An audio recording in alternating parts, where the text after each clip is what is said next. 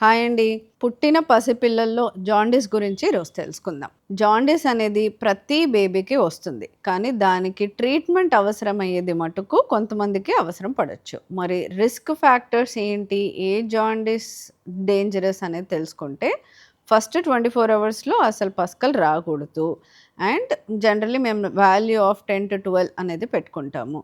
తర్వాత పసకలు కూడా ABO incompatibility, mother blood group issues ఉండి, ప్రీటర్మ్ అంటే నెలలు నిండకుండా పుట్టిన పిల్లలకి, ప్లస్ మరీ లో వెయిట్ ఉంది పిల్లలకి, వాళ్ళకి జనరల్లీ జాండీస్ వచ్చే శాతం ఎక్కువ ఉండొచ్చు. అండ్ ఇంకో కొన్ని అంటే రక్తం పడిపోతుంది, జాండీస్ పెరుగుతుంది. ఇలాంటివి కొన్ని రిస్క్ ఫ్యాక్టర్స్ ఉంటాయి. ఇవి చాలా రేర్, కానీ నార్మల్‌గా వచ్చే జాండీస్‌ని ఫిజియోలాజికల్ జాండీస్ అని అంటారు.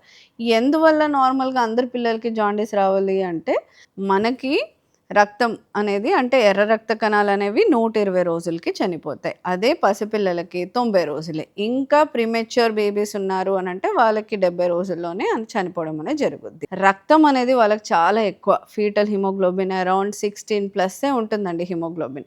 సో, చనిపోయినప్పుడు అవి జాండీస్ రూపంగానే ప్రెజెంటేషన్ అనేది జరుగుతుంటది.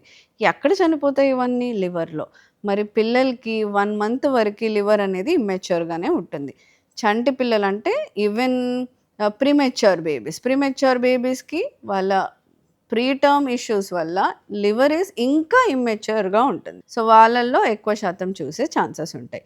మరి ఈ పసకలనేవి 7 రోజుల వరకి స్లోగా పెరుగుతూనే ఉంటాయి. 7-9 రోజుల తర్వాత న్యాచురల్‌గా తగ్గే శాతం అనేది ఎక్కువుంటుంది. మరి ఈ ట్రీట్మెంట్ అనేది ఎప్పుడు అవసరం పడుద్ది? ఐదో రోజు నుంచి ఏడో రోజు వరకి 15+ దాటింది అని అంటేనే మనం మిగతావన్నీ ఫ్యాక్టర్స్ చూసుకొని, risk factors, blood group issues, baby wait issues ఇవన్నీ చూసుకొని ట్రీట్మెంట్ అనేది అడ్వైస్ చేస్తాం. ఒకవేళ డాక్టర్ ట్రీట్మెంట్ అడ్వైస్ చేశాక ఎందుకు నేను ట్రీట్మెంట్ చేయాలి, ఎండలో పెట్టుకుంటే తగ్గిపోద్ది అని అనుకోవడం మూఢనమ్మకమే అండి. ఎందుకు అనంటే మీరు చేసే చిన్నపాటి నెగ్లిజెన్స్ వల్ల జాండీస్‌కి ఒక ప్రాపర్టీ ఉందండి. బిలిరుబిన్ అని అంటాం.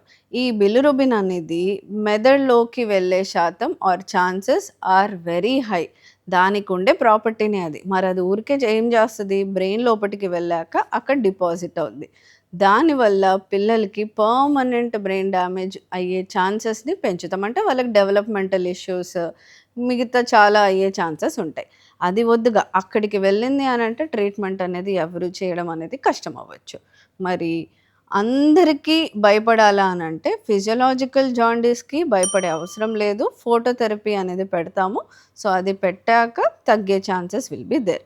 ఇంకా మీ బేబీ జాండీస్ గురించి ఎక్కువ డౌట్స్ ఉన్నాయి ఆర్ ఇంకా అర్థం కావట్లేదు అనంటే డెఫినెట్‌లీ మీ పీడియాట్రిషియన్‌ని కన్సల్ట్ అవ్వండి.